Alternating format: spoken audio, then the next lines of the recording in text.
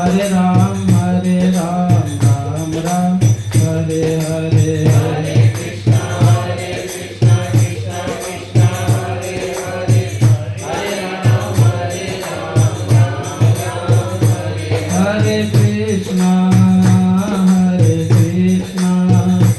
कृष्णा कृष्णा हरे हरे, हरे राम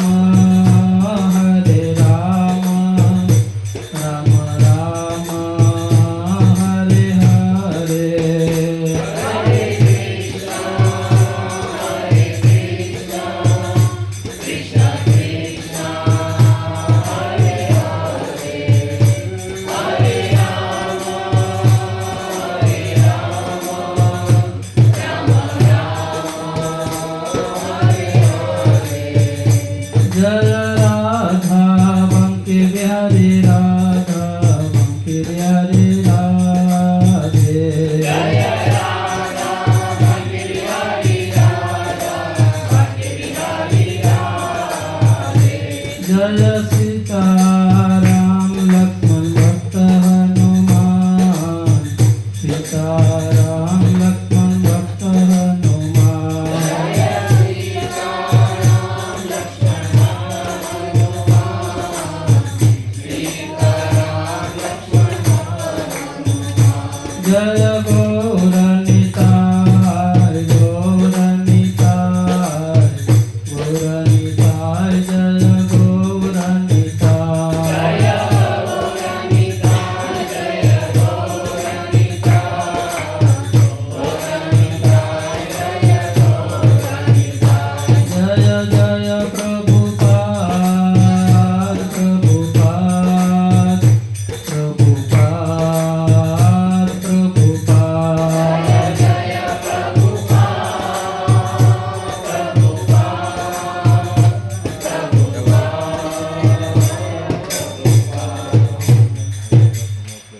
जय जय श्रील प्रभुपाद की जय। पतित पावन श्री श्री गौर निताय की जय।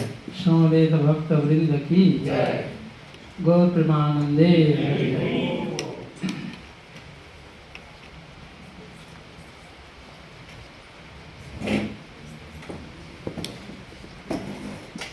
ओम नमो भगवते वासुदेवाय। ओम नमो भगवते वासुदेवाय। ओम नमो भगवते वासुदेवाय। ओम नमो भगवते वासुदेवाय।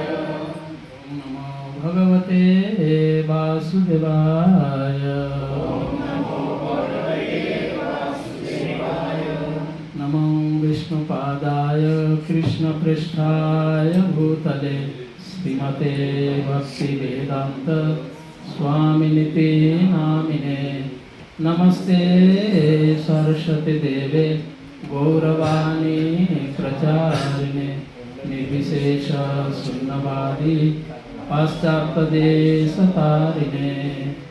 वाञ्छाकल्पतरुभ्यश्च कृपा सिन्धुभ्येव च पतितानां पावनेभ्यो वैष्णवेभ्यो नमो नमः। नमो महावदनाय कृष्ण प्रेम प्रदायते, कृष्णाय कृष्ण चैतन्य नाम्ने गौरतिस्वे नमः। हे कृष्ण करुणा सिंधु दीनबंधु जगत्पते, गोपेश गोपिकान्त राधाकान्त नमस्तुते। तप्त कांचन गौरांगी राधे वृंदावनेश्वरी, वृषभानुसुते देवी प्रणमामि हरिप्रिये। जय श्री कृष्ण चैतन्य प्रभु नित्यानंद, श्री अद्वैत गदाधर श्रीवासादि गौर भक्त वृंद। हरे कृष्णा कृष्ण कृष्ण हरे हरे, हरे राम राम राम हरे हरे। हरे कृष्ण।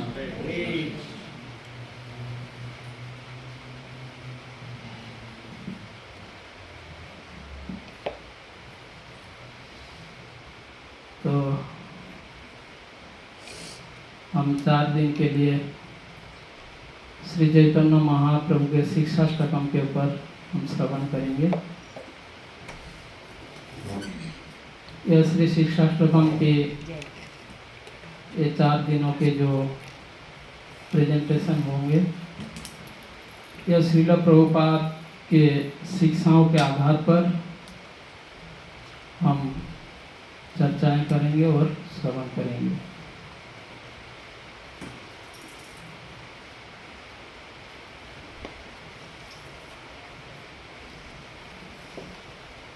तो यह प्रस्तुति, यह प्रेजेंटेशन श्रील प्रभुपाद की शिक्षाओं पर आधारित है। तो पहले हम शिक्षाष्टकम के मूल श्लोक के चर्चा से पहले यह पुस्तक, ये जो शिक्षाष्टकम भगवान श्री चैतन्य महाप्रभु के द्वारा लिखित अभी यही एक वस्तु है जो हमारे पास उपलब्ध है। चैतन्य महाप्रभु हमारे परंपरा में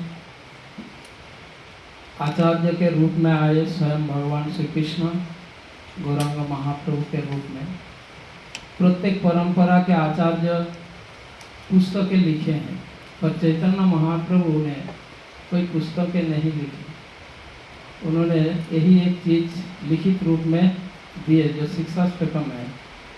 और ये शिक्षाष्टकम में श्री चैतन्य महाप्रभु वैदिक शास्त्र के समस्त सिद्धांतों को उन्होंने इसी में सम्मिलित किया है। तो हम पहले शिक्षाष्टकम के थोड़ा इंट्रोडक्शन, इसके भूमिका के रूप में शिक्षाष्टकम में भगवान चैतन्य महाप्रभु नाम भजन तथा युग धर्म, जो भगवान के दिव्य नाम संकीर्तन के संबंध में जो शिक्षा दी, इसके अतिरिक्त इस भूमिका में नाम संकीर्तन इंट्रोडक्शन में हम 2-3 विषयों का संक्षेप में चर्चा करेंगे। नाम संकीर्तन की महात्मा, इसको युग में युग धर्म, भिन्न भिन्न शास्त्रों में, वैदिक शास्त्रों में भगवान के दिव्य नाम कीर्तन के संबंध में क्या बताया गया, इस विषय में हम संक्षेप में सुनेंगे। और शिक्षाष्टकम के जो 8 श्लोक है, उन 8 श्लोकों में किस श्लोक में किस विषयों का वर्णन हुआ, उसका थोड़ा संक्षिप्त चर्चा करेंगे। उसके बाद मूल श्लोक के आधार पर हम श्रवण करेंगे।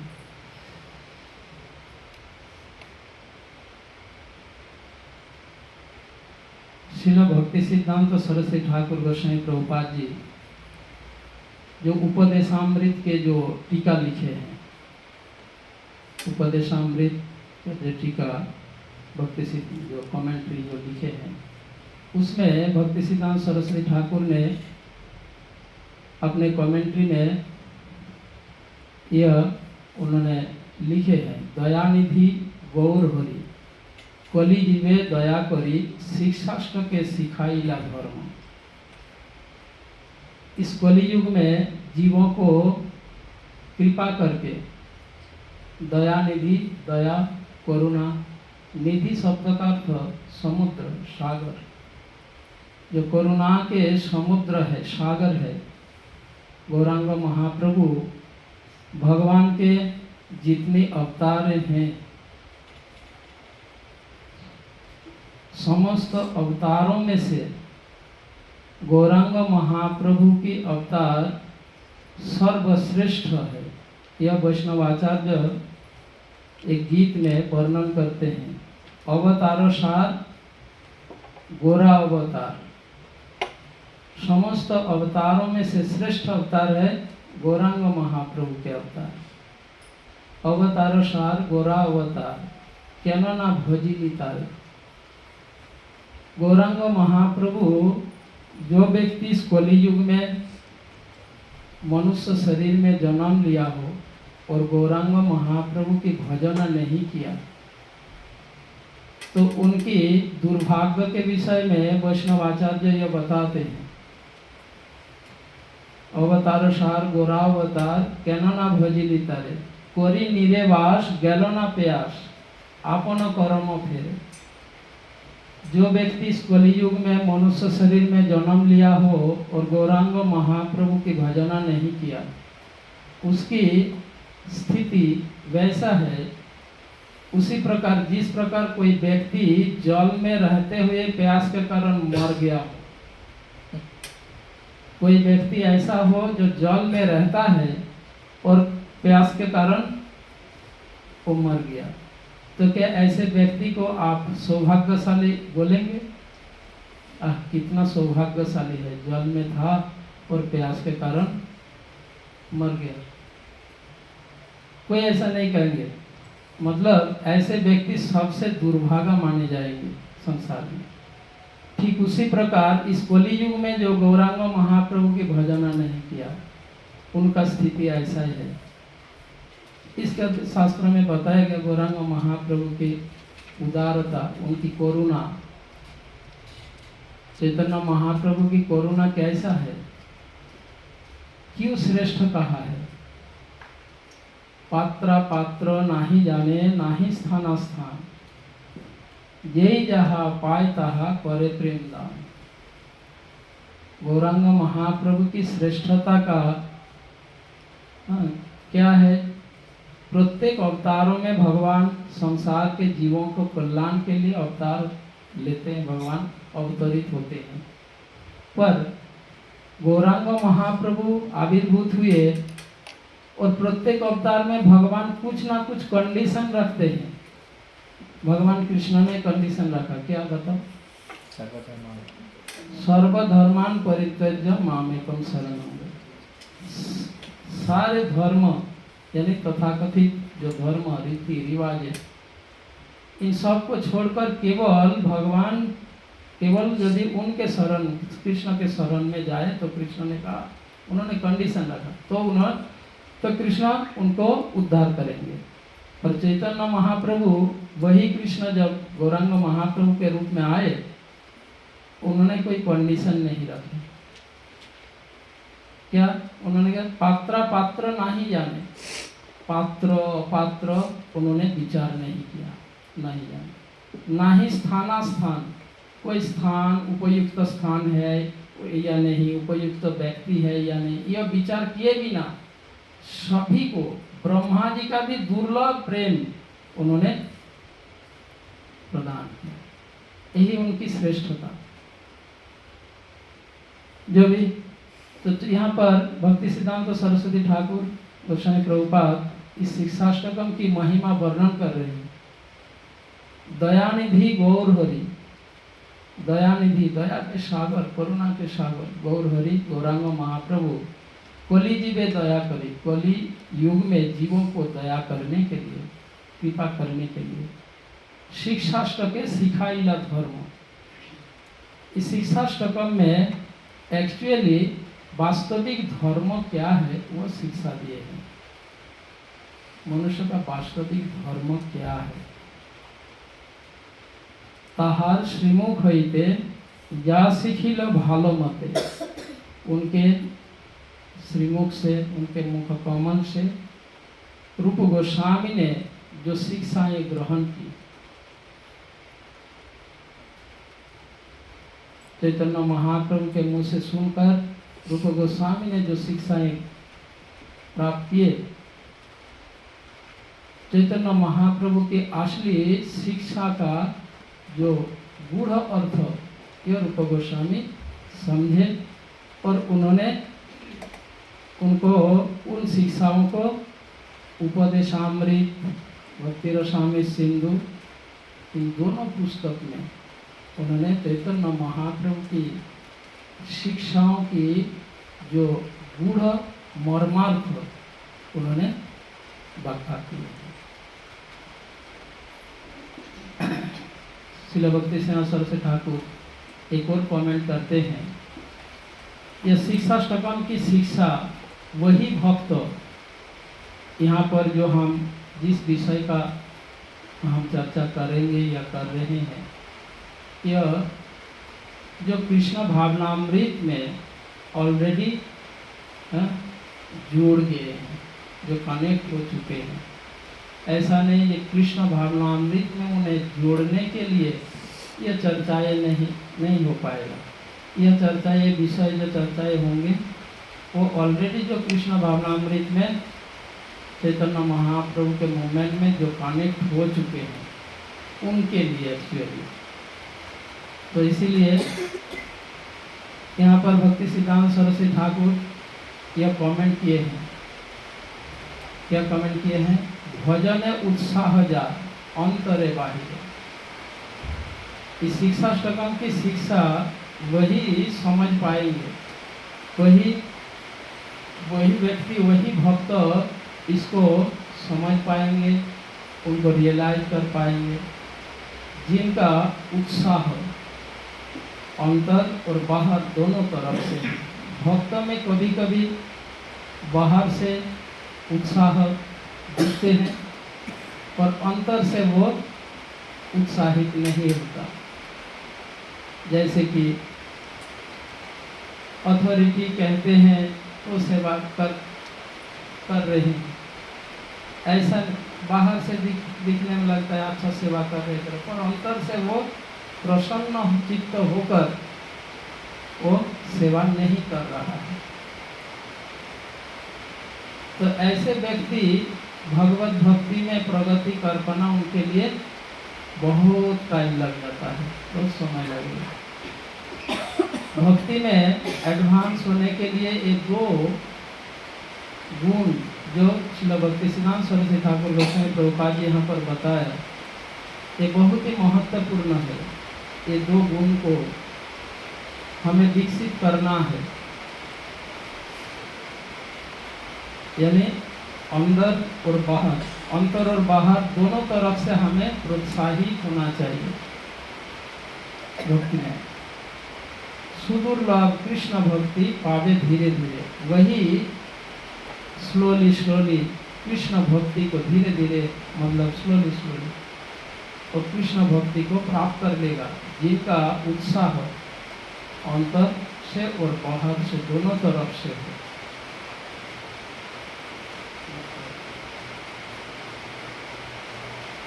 तो हम पहले संक्षेप में शिक्षा अष्टकम की भूमिका के रूप में कुछ विषय को हम चर्चा करेंगे। या स्लाइड में आप देख सकते हैं और हम थोड़ा इस विषय में थोड़ा बहुत डिस्कस भी करेंगे। वैदिक शास्त्र में साधना भक्ति की अनेक प्रकार विधियों का वर्णन हुआ है।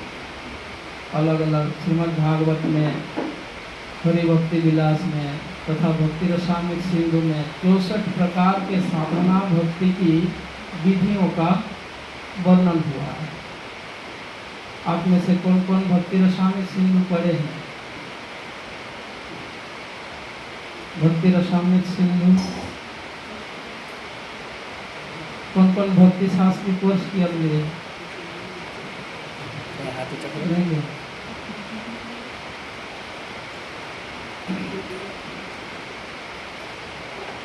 चलिए, तो मैं थोड़ा यहाँ पर मुझे बताना पड़ेगा ये जो यहाँ पर बताया गया, क्योंकि यह सुने बिना हम शिक्षा अष्टकम की विषय को नहीं समझ पाएंगे। जो भक्त ऑलरेडी भक्ति रसामृत सिंधु पढ़ चुके हैं, कम से कम पूर्व विभाग, उनके लिए शिक्षा अष्टकम की विषय समझ पाना बहुत इजी हो जाएगी। शुरुआत में भक्ति योग में 9 स्टेप है। क्या क्या है?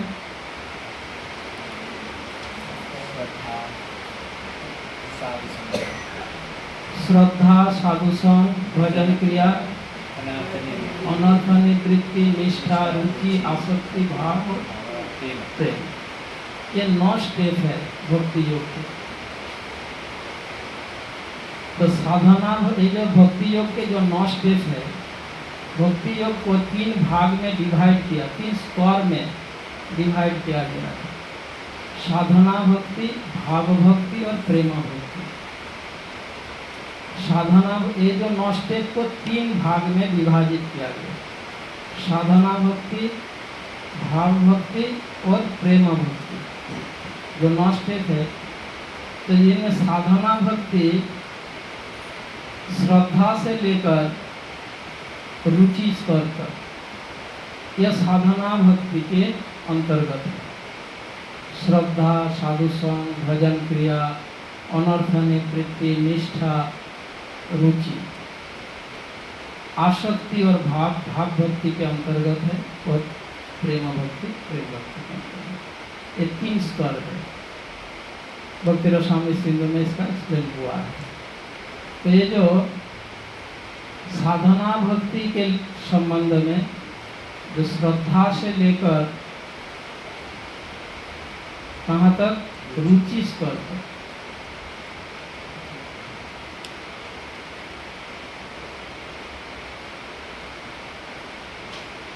तो साधना भक्ति के इस विषय, इसको भी 2 भाग में विभाजित किया गया, वैधि साधना भक्ति और रागानुगा साधना। वैधि साधना भक्ति श्रद्धा, साधु संग, भजन क्रिया, अनर्थ निवृत्ति, कितना हुआ? 4। ये 4 स्टेप को वैधि साधना भक्ति के अंतर्गत रखा गया। और निष्ठा, रुचि, ये रागानुगा साधना भक्ति है। और प्रत्येक स्तर में भक्त में अलग अलग सिम्टम होता है। तो यहाँ पर जो बताया गया, साधना भक्ति के अनेक प्रकार विधियों का वर्णन हुआ है। भक्ति योग अनुशीलन करने का जो प्रारंभिक स्तर, उसे वैधि साधना भक्ति, मतलब सरल शब्द में, ऐसे वैधि साधना भक्ति के डेफिनेशन है, अलग है, पर सरल शब्द में वैधि साधना भक्ति वही है जो प्रारंभिक बिगिनिंग स्टेज में भक्ति योग के जो विधि विधानों का अनुशीलन किया जाता है, तो साधना भक्ति कहते हैं। ऐसे भक्ति रसामृत सिंधु में 64 प्रकार के विधियों का वर्णन हुआ है। वैधि साधना भक्ति के लिए 64 प्रकार के विधियां का वर्णन हुआ है। अब चैतन्य महाप्रभु ने श्रील भक्ति रसामृत सिंधु में रूप गोस्वामी ने यह कहा है कि ये जो 64 विधियां हैं, इनमें से 64 विधियों में से 5 विधियों को प्रमुख मुख्य विधियों के रूप में उन्होंने बताया। 5 मुख्य विधियां कौन क्या क्या है, कौन जानते हैं?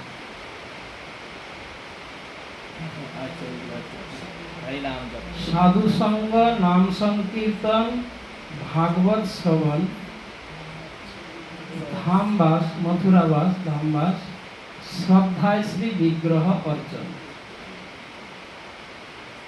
ये 5 मुख्य अंग है। साधु संग, नाम संकीर्तन, भागवत श्रवण, धामवास और विग्रह सेवा। 64 विधियों में से ये 5 मुख्य विधियां।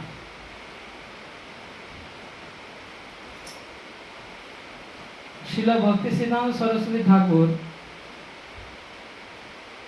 अपने कमेंट्री में लिखते हैं, जो भक्त प्रत्येक दिन अपने व्यवहारिक आध्यात्म, जो व्यवहारिक भक्ति जीवन, जो प्रैक्टिकल उनका स्पिरिचुअल लाइफ है, व्यवहारिक जीवन में जो भक्त इन 5 विधियों का पालन नहीं करता, वो धीरे धीरे क्रम स्लोली भक्ति मार्ग से दूर हो जाए। इसीलिए 64 विधियों में से इन 5 विधियों को कंपल्सरी एवरी डे प्रत्येक भक्त को प्रैक्टिस करना है। अगर कोई भक्त इन 5 विधियों में से एक विधि को भी अगर वो छोड़ देता है, तो उनके लिए भक्ति जीवन में आगे बढ़ना एक प्रकार के लिए असंभव हो जाए। ये बहुत महत्वपूर्ण है। श्री चैतन्य भागवत में वृंदावन दास ठाकुर बताते हैं, साधु संग, नाम संकीर्तन, भागवत श्रवण, श्रद्धा श्री मथुरा व श्रद्धा श्री विग्रह अर्चन, सकल साधन श्रेष्ठ यही पंच अंग। जितने प्रकार के साधना है, समस्त साधना में सर्वश्रेष्ठ साधना है इन 5 विधियों का पालन प्रत्येक दिन, एवरीडे। सकल साधन श्रेष्ठ यही पंचांग, कृष्ण प्रेम जन्माय, ये 5 अल्प संग। इन 5 का अल्प मात्रा में भी, थोड़ा सा भी वो प्रैक्टिस करे भक्त, तो वो कृष्ण प्रेम यानी प्रेम स्तर तक वो उन्नीत हो जाएंगे। ये वृंदावन दास ठाकुर की लिखी है। चैतन्य चरितामृत में कविराज गोस्वामी, कृष्णदास कविराज गोस्वामी बताते हैं, भजनेर मध्य श्रेष्ठ नवविधा भक्ति। नवदा भक्ति हम जानते हैं ना, श्रवणम, कीर्तनम, विष्णु पाद स्मरणम, अर्चनम, दास्यम, सत्संगम, आत्मनिवेदनम। ये जो नवदा भक्ति, भजनेर मध्य श्रेष्ठ नवविधा भक्ति, कृष्ण प्रेम, कृष्ण बीते धरे महाशक्ति। ये नवदा भक्ति यानी ये 5 मुख्य अंग। जो भक्त ये 5 मुख्य अंगों को प्रत्येक दिन अनुशीलन करता है, वो नवदा भक्ति का अनुशीलन करता है। ये नवदा भक्ति की विधि ये 5 मुख्य विधि के अंतर्गत शामिल है, सम्मिलित है। ये नवदा भक्ति में इतनी शक्ति है कि कृष्ण प्रेम प्रदान करने में पूर्ण सक्षम है। भजनेर मध्य श्रेष्ठ नवविधा भक्ति, कृष्ण प्रेम, कृष्ण दीते धरे महाशक्ति। तार मध्य सर्वश्रेष्ठ नाम संकीर्तन। और इन नवदा भक्ति में सर्वश्रेष्ठ है नाम संकीर्तन। हम जानते हैं, सुनते हैं, बहुत बार आप लोग तो बहुत से महान महान भक्त यहाँ आते रहते हैं, आप उन सभी से सुनते रहते हैं। तो मेरा ऐसा इस तरीके से बोलना धृष्टता होगा, मैं ऐसा नहीं कह रहा हूँ। जो भी ये जो भगवत भक्ति, भक्ति योग अनुशीलन, जिसमें एक भक्त को कितना सिंसियर और सीरियस होना चाहिए। श्री चैतन्य महाप्रभु शिक्षा स्टकम में वो शिक्षा दिए हैं, जो हम आगे चलकर सुनेंगे, श्रवण करेंगे। तो नवदा भक्ति की अनुशीलन, जो भक्ति के 5 मुख्य अंग, यह नवदा भक्ति, इसमें इतनी शक्ति कि कृष्ण प्रेम भक्ति प्रदान करने में पूर्ण सक्षम है। हम सुनते हैं कि नवदा भक्ति में श्रवण को श्रेष्ठ कहा गया है ना।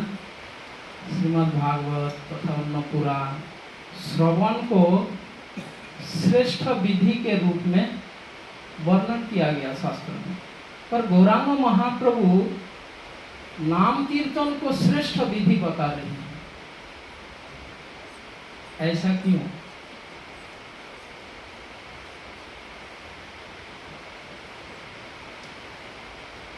ऐसा क्यों? क्योंकि इसका कारण श्रील भक्तिविनोद ठाकुर इसका कारण एक्सप्लेन करते हैं। कलियुग में केवल श्रवण द्वारा हमारे हृदय भगवान के कथा केवल श्रवण के द्वारा, कीर्तन के बिना, उनके दिव्य नामों के कीर्तन के बिना, केवल भगवान की रूप गुण लीलाएं आदि श्रवण के द्वारा हमारे हृदय शुद्ध नहीं हो पाएगा। कलियुग में हमारा हृदय इतना कलुषित है। हृदय को कलमश से मुक्त करने के लिए भगवान के दिव्य नामों का कीर्तन अनिवार्य, अन्यथा हृदय शुद्धिकरण संभव नहीं। कलियुग से पहले जैसे कि कलियुग में मनुष्य का जो भवरोग, जो बीमारी, ये बीमारी मतलब ये रोग बीमार सबसे मतलब सर्वोच्च, सबसे हाईएस्ट लेवल में पहुंच चुका है। कौन सी बीमारी? भवरोग। ये भवरोग क्या है? भौतिकता में आसक्ति। उन युगों के मनुष्य में यह भवरोग तो सभी युगों में मनुष्य में थे, पर इतना ये बीमारी का यह लेवल इतना हाई नहीं था। ठीक जिस प्रकार जब कोई डिजीज बहुत ही हाई लेवल में जाता है, उसके लिए हाई पावर वाला, डोज वाला मेडिसिन भी देना पड़ता है। डिजीज जिस लेवल होता है, मेडिसिन का पावर भी उसके अकॉर्डिंगली होता है। कलियुग के मनुष्य का जो भवरोग, जो इस संसार बंधन की जो स्थिति, जो हृदय की जो कलमश, यह केवल श्रवण के द्वारा संभव नहीं हो पाएगा। इसलिए चैतन्य महाप्रभु कीर्तन को श्रेष्ठ विधि के रूप में बताया। तार मध्य सर्वश्रेष्ठ नाम संकीर्तन। ये नवधा भक्ति में तथा ये 5 मुख्य अंग में से भगवान के दिव्य नाम कीर्तन को सर्वश्रेष्ठ, सबसे अधिक प्राथमिकता दिए हैं चैतन्य महाप्रभु। सबसे अधिक प्रायोरिटी दिए भगवान के दिव्य नामों का कीर्तन। श्री कृष्णदास कविराज गोस्वामी श्री चैतन्य चरितामृत में बताते हैं, हरे नामैव हरे नामैव हरे नामैव केवलम पलो नास्तेव नास्तेव नास्तेव गतिरन्यथा इति षोडशक नाम कलि कल्मष नाशन। ये कलियुग के मनुष्य के कल्मष, हृदय के कल्मष दूर करने वाला। चैतन्य महाप्रभु कहते हैं, यह वैते सर्वसिद्धि हई वे सवा। ये हरिनाम भगवान के दिव्य नामों का कीर्तन मत करने से, हरे कृष्ण महामंत्र, हरे कृष्ण कृष्ण कृष्ण हरे हरे, हरे राम राम राम हरे हरे, इहा होते सर्वसिद्धि हईवे सवा। सिद्धि शब्द का अर्थ सक्सेस, सफलता। भगवान के दिव्य नामों का कीर्तन से ही सभी प्रकार के सफलताओं की प्राप्ति होगी। सर्वसिद्धि हईवे सवा। सर्वक्षण बल इथे विधि नहीं। इसीलिए निरंतर यह भगवान के दिव्य नामों का कीर्तन करने का निर्देश दिया चैतन्य महाप्रभु। विधि नहीं, और कोई विधि नहीं है। कलियुग के मनुष्य के लिए यही एक ही विधि है। इस विधि का अगर कोई पालन करे तो बाकी सारे विधि अपने आप, बाकी जितना विधि पालन करने जाए पर इसमें अगर प्रायोरिटी नहीं दिया तो वो सारी विधियां इफेक्टिव नहीं हो पाएगा। ये कृष्णदास कविराज गोस्वामी का कहना है, मैं नहीं कह रहा हूं। इसीलिए जो भक्त भगवान के दिव्य नाम कीर्तन में सर्वाधिक प्राथमिकता, प्रायोरिटी देंगे, वही भक्ति में उतना ही जल्दी वो आगे बढ़ेंगे। और शिक्षा सफर में इसी विषय में भगवान चैतन्य महाप्रभु शिक्षा।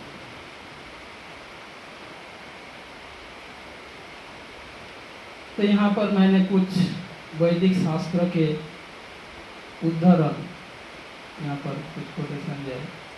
जैसे श्रीमद् भागवत में भगवान का नाम कीर्तन ही जीवों का परम धर्म है। इस संबंध में श्रीमद् भागवत में यह श्लोक कहा गया है, 6 कैंटो 3rd चैप्टर 22 नंबर भाग।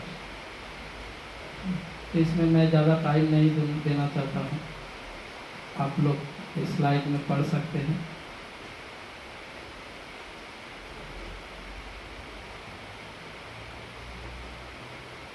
अब में से कोई व्यक्ति नीचे वाला पैराग्राफ पढ़िए, श्रील रूप गोस्वामी। श्रील रूप गोस्वामी अपने श्री नामाष्टकम में पहले श्लोक में कहते हैं कि हे हरिनाम, समस्त वेदों के शिरोभाग उपनिषद रूपी रत्नमाला की कांति द्वारा आपके चरण कमल निरंतर प्रकाशित हो रहे हैं। आप मुक्त आत्माओं के द्वारा निरंतर उपासित है। अतएव हे हरिनाम, मैं सभी प्रकार से आपकी शरण ग्रहण करता हूँ। तो यहाँ पर रूप गोस्वामी जी दिव्य नामों के स्वरूप के बारे में बताया। रूप गोस्वामी जी अपने श्री नामाष्टकम के पहला श्लोक में दिव्य नामों का स्वरूप, हम हरिनाम कर रहे हैं, है ना। कृष्ण भावनामृत और चैतन्य महाप्रभु इसी को सबसे सर्वाधिक प्राथमिकता दिए हैं। अन्य पूर्व आचार्यगण चैतन्य महाप्रभु युग धर्म प्रचार करने के लिए आए। तो हम जो हरिनाम कर रहे हैं, इस हरिनाम भगवान के दिव्य नाम का डेफिनेशन, परिभाषा आप में से कौन कौन जानते हैं? भगवान के दिव्य नामों के परिभाषा क्या है?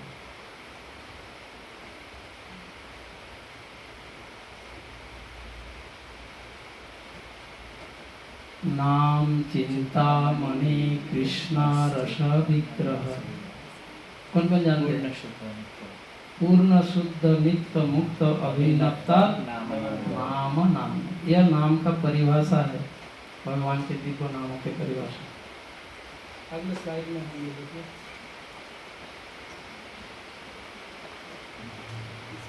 दिव्य नाम का स्वरूप। नाम चिंतामणि कृष्ण चैतन्य रस विग्रह पूर्ण शुद्ध नित्य मुक्त अभिन्नता नाम नाम। भगवान के जो दिव्य नाम, भगवान के दिव्य नामों के यहाँ पर मैंने जो भी यह हम पढ़ रहे हैं या चर्चा कर रहे हैं, श्रील भक्तिविनोद ठाकुर शिक्षाष्टकम के जो टीका लिखे हैं, जो कमेंट्री लिखे हैं, जिसका नाम है संमोदनी भाष्य, उसी संमोदनी भाष्य से ही ये सारे जो पीपीटी मैंने वहाँ से लेकर बनाया। अभी तो हिंदी में अवेलेबल नहीं है। मैं सर्वसाक्षी प्रभु को बता रहा था, हम एक साथ थे वहाँ मोम्बासा में, तो उनको बोला कि मैंने उनको बोला इसका हिंदी किताब आप निकालिए, भक्तिविनोद ठाकुर के संमोदनी भाष्य। तो उन्हें कहा है मेरा लिस्ट में है, जैसे मेरे को टाइम मिलेगा मैं पढ़ूँगा। मैंने बोला है बहुत ज़रूरी है हिंदी पढ़ने वालों के लिए। इंग्लिश में शायद निकला हुआ है भक्तिविनोद ठाकुर के संमोदनी भाष्य शिक्षाष्टकम के, बहुत सुंदर है। भगवान के दिव्य नाम को दो भाग में विभाजित किया गया, मुख्य और गौण। मुख्य नाम, भगवान के नाम दिव्य है, नाम और भगवान अभिन्न है। नाम में और भगवान में कोई अंतर नहीं है। नाम के परिभाषा में यही कहा गया, नाम चिंतामणि कृष्ण चैतन्य रस विग्रह। तो यहाँ पर दिव्य नामों का दो भाग, मुख्य नाम और गौण नाम। भगवान के जिन समस्त रूप, नाम रूप के अनुसार नाम होता है। भगवान के जो नाम, ये भगवान के रूप के अनुसार उनका नामकरण हुआ और उनके गुण के अनुसार नामकरण हुआ, उनके कार्यों के अनुसार भी नामकरण हुआ। भगवान के जितने नाम है, गुण के आधार पर, रूप के आधार पर, कार्य लीला के आधार पर, है ना, कार्य में लीला।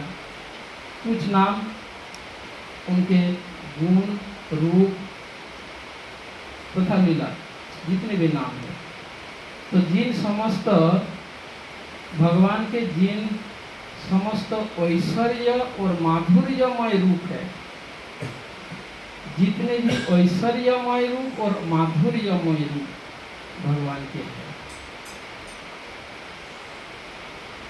उन नामों को मुख्य नाम कहा गया है। ऐश्वर्य विग्रह और माधुर्यमय विग्रह, जैसे गोपी जन वल्लभ है, कृष्ण राधा रमन है ना, वृंदावन चंद्र, ऐसे ये सब माधुर्यमय रूप भगवान के। जितने माधुर्यमय और ऐश्वर्यमय रूप है, उन रूपों का जो नाम है उनको मुख्य नाम के कैटेगरी में रखा गया। और भगवान के इस भौतिक ब्रह्मांड में, भौतिक जगत में आविर्भावात्मक जितना रूप है, इस भौतिक ब्रह्मांड में भगवान जब आविर्भूत होते हैं, उनमें से कुछ ऐश्वर्य रूप, कुछ माधुर्य रूप भी है, और कुछ आविर्भावात्मक, जैसे भौतिक ब्रह्मांड सृष्टि कार्य के लिए भगवान ने पुरुष अवतार रूप धारण किए, कारणोदय विष्णु, गर्भोदय विष्णु, है ना। भौतिक ब्रह्मांड परिचालना करने के लिए, मेंटेन करने के लिए, क्रिएशन के लिए भगवान जो जो रूप धारण किए, इस भौतिक जगत को, भौतिक सृष्टि को मटेरियल वर्ल्ड क्रिएशन के लिए, मेंटेन के लिए भगवान जो जो रूप धारण करते हैं, उन रूपों का जो नाम है उनको गौण नाम कहा गया है। और जितने उनका लीलामय रूप है, ऐश्वर्यमय लीला और माधुर्यमय लीला, वे सभी मुख्य नाम के कैटेगरी में रखा गया। श्रील भक्तिनाथ ठाकुर बताते हैं, नाम अभिन्न है भगवान से, पर मुख्य नाम में भगवान का संपूर्ण शक्ति निहित है, भगवान ने अर्पित किया। गौण नाम में भगवान की आंशिक शक्ति अर्पित है। जैसे परम ब्रह्म भगवान के एक नाम है, ब्रह्म, परम ब्रह्म, परमात्मा, है ना, ये भी भगवान के नाम है। सर्वज्ञ, ऐसे इस तरीके से। तो ये जो ये नाम कैसे हुआ? इस भौतिक संसार को क्रिएट करना, मेंटेन करना, इसी से संबंधित भगवान की जो जो रूप है, जो नाम है, उन नामों को गौण नाम कहा है।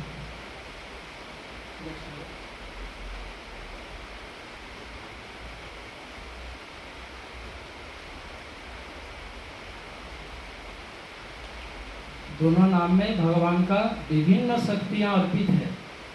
तो गौण नाम में आंशिक रूप में है, मुख्य नाम में पूर्ण शक्ति, विभिन्न शक्ति पूर्ण मात्रा में है। यह अंतर है। अब नाम की महिमा शास्त्र में बहुत, यहाँ पे कोई मैंने कुछ इनमें से अलग अलग शास्त्रों से मैंने कुछ यहाँ पर उल्लेख किया है। रामायण में है, महाभारत में है।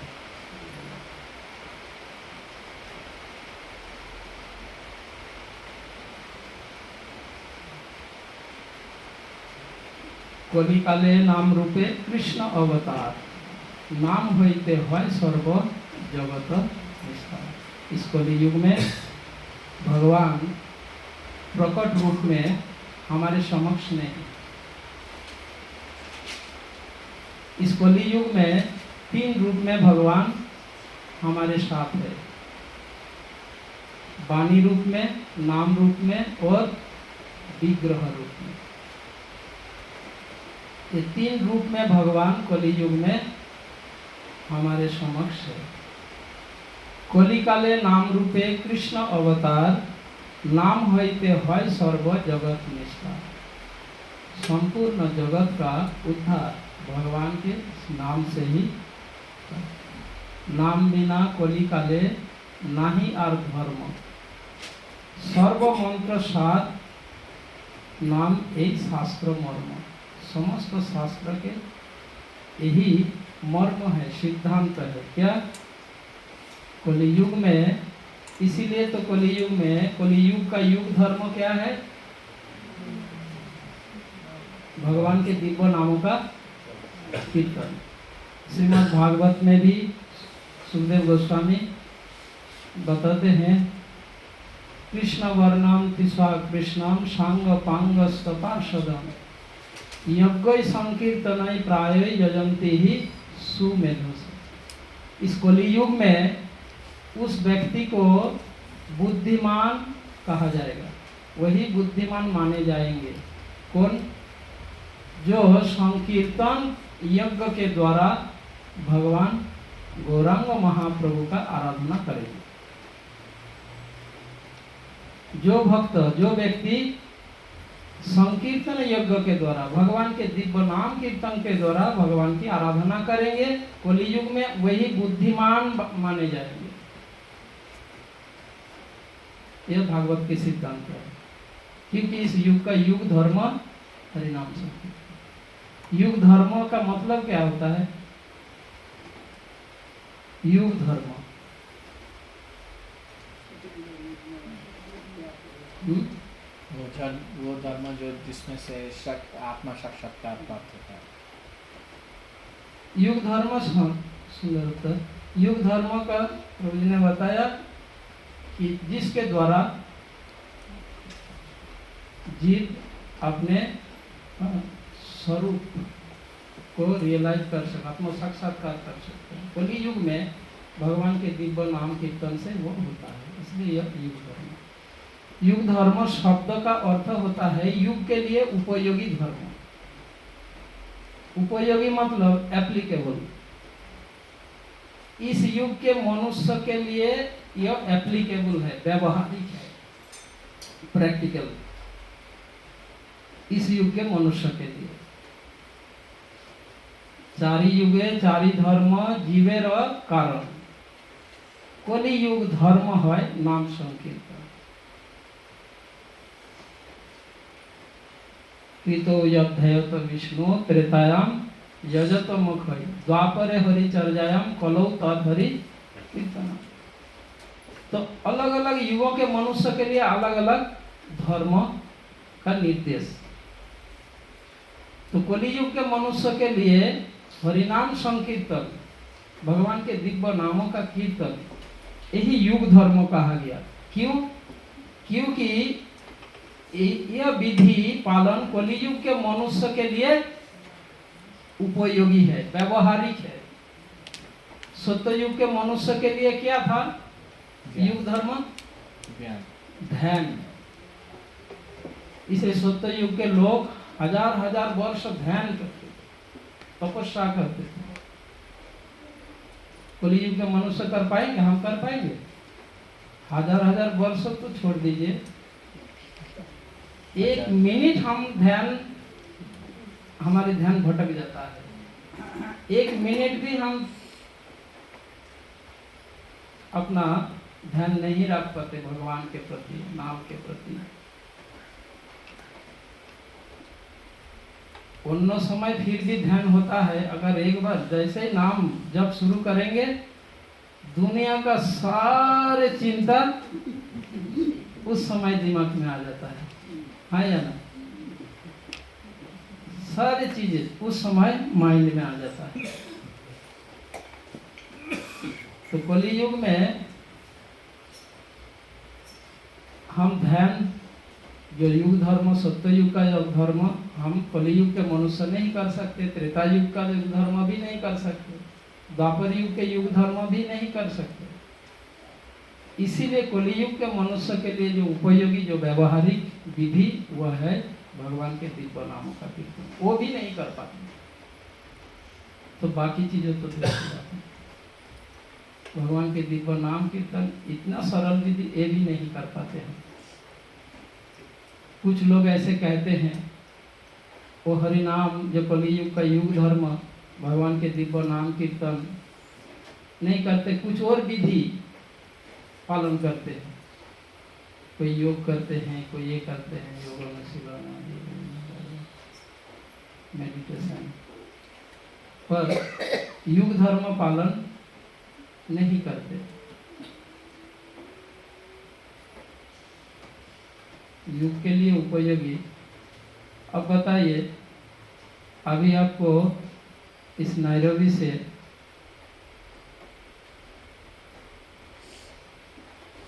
जैसे मोम्बासा जाए, आज से 1000 वर्ष पहले नैरोबी से मोम्बासा लोग कैसे आना जाना करते थे?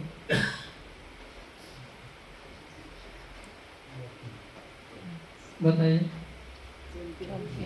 या तो पैदल जाते थे, या तो घोड़े, गधे, ऊँट, है ना, इससे जाते, बैलगाड़ी। आज के दिन में यहाँ से मोम्बासा जाना हो तो आप कैसे जाए?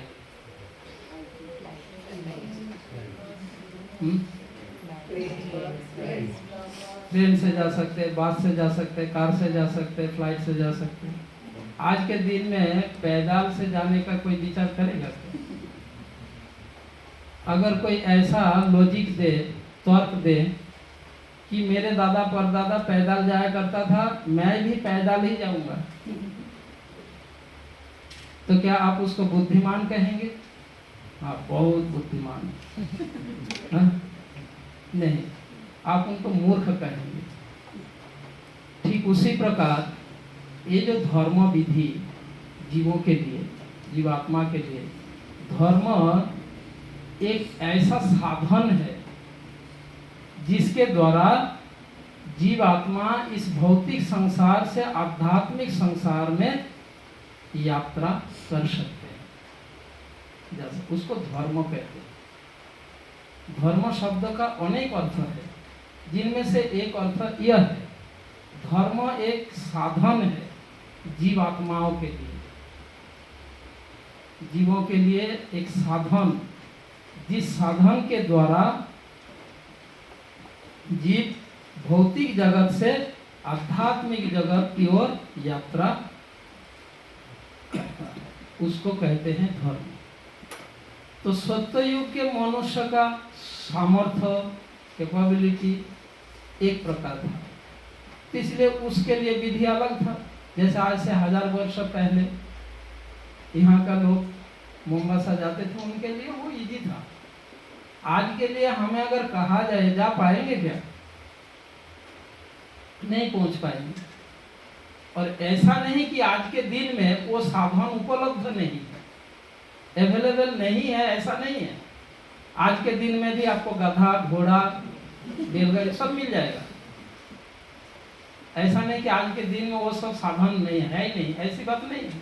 आज के दिन में भी वो साधन है, पर वो साधन हमारे लिए एप्लीकेबल नहीं, उपयोगी नहीं, व्यवहारिक नहीं है, प्रैक्टिकल नहीं है।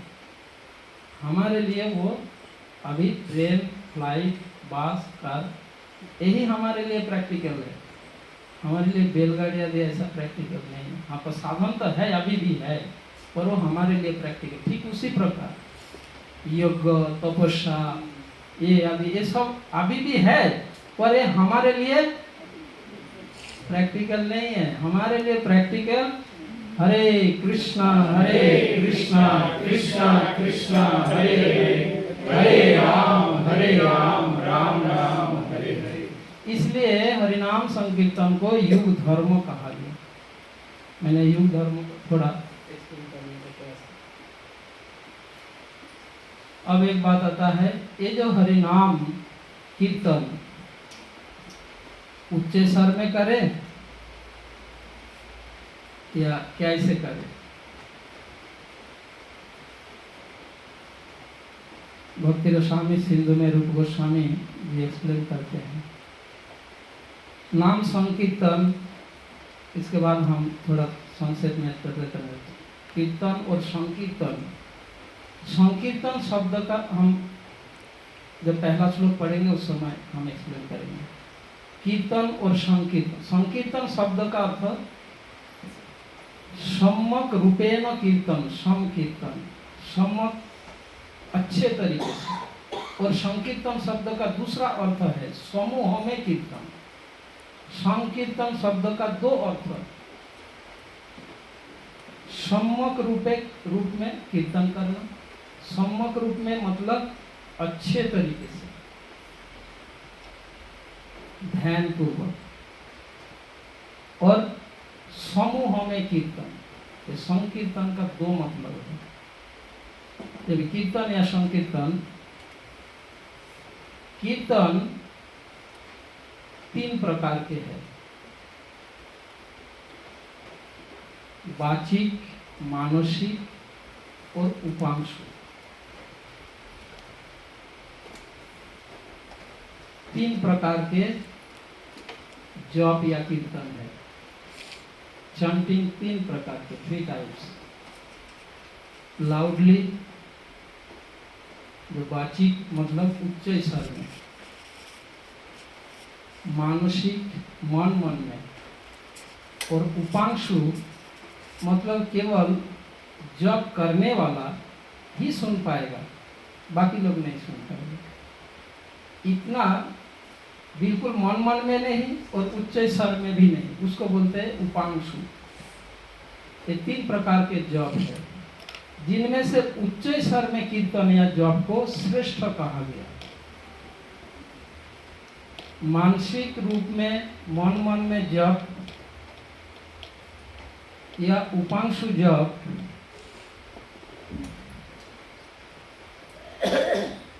उतना अधिक श्रेष्ठ नहीं है जितना उच्च स्वर में जप लाभप्रद है।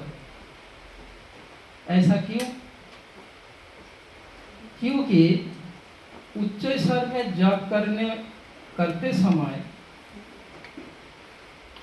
उच्च स्वर में जप करने में केवल जप करता ही लाभवान होते हैं, ऐसा नहीं। जो भी सुनते हैं वो भी लाभवान होते हैं। एक फायदा तो यह है, बेनिफिट यह है। दूसरा, जप करने वाला साधक भक्त, जो साधना कर रहे, भक्ति कर रहे हैं, साधक भक्तों के लिए मन में मानसिक तथा उपांशु जप करते समय हमारी मन और इंद्रियां ऐसे ही असंयमित है, अनियंत्रित है। मन इतना असंयमित है, इंद्रियां और मन बहुत ही प्रबल, अत्यंत असंयमित, अनियंत्रित है। जैसे ही हम उपांशु या मानसिक जप करने जाएंगे, कीर्तन जप करने जाएंगे, तो हमारे मन तथा इंद्रिय विचलित होने का, यानी डाइवर्ट होने का, भटकने का, विचलित होने का संभावना बढ़ जाती है। इसके साथ साथ आलस्य, जड़ता आदि जो इंद्रियों में यह आने की संभावना बढ़ जाती है। कुछ लोग ऐसा तर्क करते हैं, यहाँ तक कि उनको जब हम मंदिर के भक्त, न्यू कमर्स को, जब नए नए कोई मंदिर आते हैं, उनको इंडिया में ज़्यादा ऐसा दिखा जाता है, इंडिया के बाहर उतना तो नहीं, क्योंकि इंडिया के बाहर जो लोग इसके बारे में जानकारी नहीं होता, उन्हें जो बताया जाता है वो उसे स्वीकार करते हैं, क्योंकि उनको कुछ जानकारी है नहीं। और इंडिया में क्या है, लोग जन्म सूत्र से ही, जन्म से ही वो तो इस बारे में सुन रहे, जान रहे, देख रहे, ट्रेडिशन है। और अनेक प्रकार के मतलब जो अनावश्यक जानकारी, नॉलेज भर गया दिमाग में इंडियन लोगों में, तो थोड़ा मुश्किल होता है। और इंडिया के बाहर ऐसा नहीं है। तो जो लोग ऐसा तर्क देते हैं, या जो माला में जप नहीं करना चाहता है ना, मन में जप करना पसंद करते हैं, वो अच्छा नहीं है साधना के लिए। इंडियन भक्त के लिए एक बार भानुस्वामी महाराज के नाम सुने हैं आप लोग? इंजलिनेस भानुस्वामी महाराज, मैं फर्स्ट टाइम जब नेक्टार ऑफ डिवोशन सेमिनार उनसे पहले सुना था मैंने, ये था 1997 में। First time nectar of devotion seminar किए थे महाराज जगन्नाथपुरी धाम में। तो मैं पहली बार सुना था। एक दिन महाराज सेमिनार करते, एक दिन महाराज मेरे से पूछा, आर यू बंगाली? मैंने कहा यस महाराज। तो महाराज ने मेरे को एक श्लोक बोले और बोला इसका मीनिंग बताओ। महाराज जो श्लोक बोले मैं आप लोगों को ये बताने, इसलिए जो मन में जप करने के बारे में वो उससे रिलेटेड है। माला जपे शाला कर जपे भाई, मने मने जे जपे बोली हरि जाई। ये महाराज ने ये श्लोक मेरे को बंगाली श्लोक बोले। इसका मीनिंग क्या बताओ? मैंने फिर महाराज से पूछा, महाराज ये श्लोक आपको कहाँ से मिला? तो महाराज ने कहा, भक्ति विनोद ठाकुर जब जैव धर्म पुस्तक में इसको उल्लेख किया, ये किसी सहजिया का कहना है। सहजिया आप लोग जानते हैं? कुछ सहजिया वैष्णवों के द्वारा रचित यह श्लोक है, जो भक्ति विनोद ठाकुर जैव धर्म पुस्तक में उसको कोट किया है। सहजिया द्वारा रचित यह श्लोक। माला जपे शाला। तो उन्होंने पहले मेरे को पूछा, are you Bengali? Yes. Can you tell me what is the meaning of शाला? महाराज ने पहले मेरे को ये पूछा था कि शाला का मतलब क्या है। पहले तो थोड़ा आश्चर्य में, महाराज ऐसा शब्द का मीनिंग क्यों पूछ रहे थे? तो मैंने महाराज को बोला कि एक तो इसका मीनिंग एक गाली भी होता है, और एक होता है जो वाइफ का ब्रदर है उसको भी रिलेशन में साला बोलते हैं इंडिया में। जब ऐसा दोनों मीनिंग बताया, दोनों वर्ड बताया, तो महाराज ने श्लोक बोला कि इस पूरा श्लोक का मीनिंग बता। मैंने पूछा ये श्लोक कहाँ मिला? तो महाराज ने ये बोला। तो वो जो सहजिया द्वारा रचित तो श्लोक भक्ति विनोद ठाकुर जी, उनका कहना है कुछ सहजिया वैष्णव इंडिया में, वो लोग माला में जप करना पसंद नहीं करते, उच्च स्वर में जप करना पसंद नहीं करते, इसलिए वो ऐसा श्लोक लिखे। ठीक है, उनको गाली देते हैं लोग, माला जपे शाला, मतलब ये लोग माला में जो लोग जप करता है उनको गाली देता है। ऐसे इस तरीका के उस श्लोक का जो भी, पर मन में जप करना क्यों इतना श्रेष्ठ नहीं है? कारण यह है क्योंकि मन में या स्लो वॉइस में, लो वॉइस में अगर हम जप कीर्तन करें तो उससे हमारी मन और इंद्रियां भटकने की, विचलित होने का संभावना बढ़ जाते हैं। इसलिए उच्च स्वर में जप को श्रेष्ठ कहा गया। जब हरिदास ठाकुर, नामाचार्य हरिदास ठाकुर 3 लाख हरिनाम जप करते थे, तो कुछ स्मार्त ब्राह्मण उस समय जो शुद्ध भक्ति के विरोधी उस समय समाज में, बंगाल इंडिया में जो लोग थे जो इनका विरोध करते थे, तो मुसलमान राजा के पास शिकायत करते थे हरिदास ठाकुर के नाम से, ये रात भर चिल्लाता है, इसका पेट भरता नहीं, भूख के कारण रात भर चिल्लाता रहता है, हमारा नींद खराब करता है। तो कुछ ब्राह्मण, स्मार्त ब्राह्मण मुसलमान राजा के पास जाके शिकायत किया कि हम भी तो भक्त है, भगवान की आराधना करते हैं, हम तो ऐसे चिल्लाते नहीं, ये हमारे चिल्ला चिल्ला कर हमारा नींद खराब करते। तो हरिदास ठाकुर को लाया गया मुसलमान राजा के, तो उन्होंने पूछा तुम ऐसे चिल्ला चिल्ला कर क्यों भगवान का नाम करते हो? तो हरिदास ठाकुर ने यही बताया जो यहाँ पर दिया है कि उच्च स्वर में जो, यदि कोई उच्च स्वर में नाम जप कर दे, पशु पाखी कीट आदि बोलीते ना पारे, सुन ले तारा सब तरी बारे पारे। हरिदास ठाकुर ने यह कहा था, हरिनाम चिंतामणि में भी इसका उल्लेख हुआ है, चैतन्य भागवत में भी इसका उल्लेख हुआ है। जिन समस्त जीव आत्माएं जो मनुष्य शरीर में नहीं, ये जो हरिनाम हरे कृष्ण महामंत्र, ये जो ध्वनि, ये जो आवाज, ये ध्वनि, ये साउंड इस मटेरियल वर्ल्ड का नहीं, ये स्पिरिचुअल वर्ल्ड का ये साउंड है, ये साउंड वाइब्रेशन। तो जिन समस्त जीवात्माओं जो मनुष्य शरीर में नहीं है, जो बोल नहीं सकता, पर ये साउंड के द्वारा भी उनका कल्याण होता है, ये हरिदास ठाकुर ने कहा। तो इसीलिए उच्च स्वर में जप या कीर्तन ये केवल कीर्तनकारी को ही लाभ प्रदान करते, ऐसा नहीं, समस्त जीवों को बेनिफिट होता है, लाभ होता है।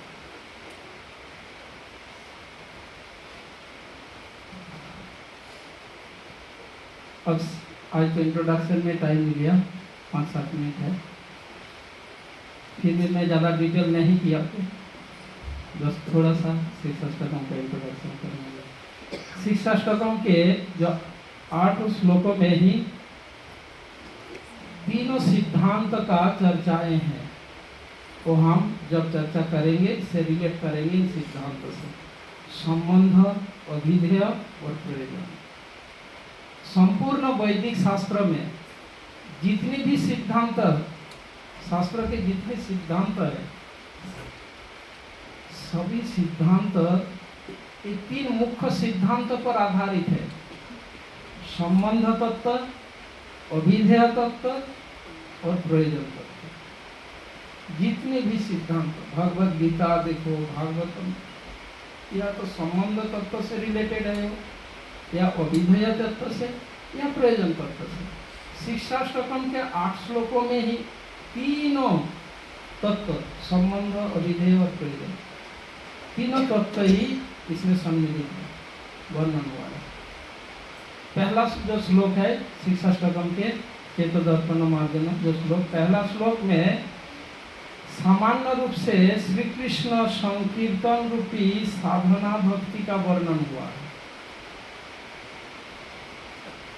इसका विषय है श्री कृष्ण संकीर्तन रूपी साधना भक्ति।